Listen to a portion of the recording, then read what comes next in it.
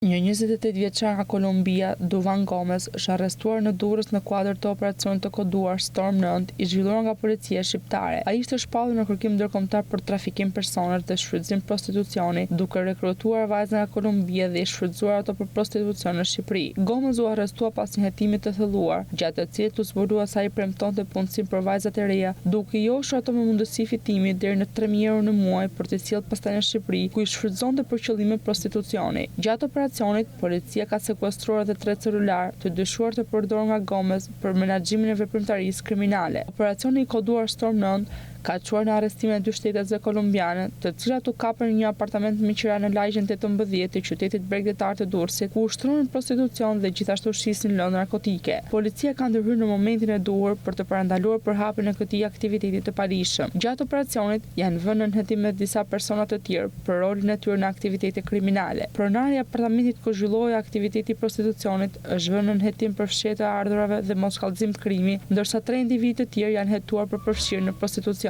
Policia ka sekuestruar një sasi të konsiderueshme kanabisi, një shumë të dyshuar parash që besohet se është përfituar nga prostitucioni, 5 celularë dhe pasaporte 2 shtetësve të arrestuara. Hetimet vijojnë për të zbardhur në tërësi lidhjet e grupeve kriminale që operojnë në Shqipëri dhe Kolumbi.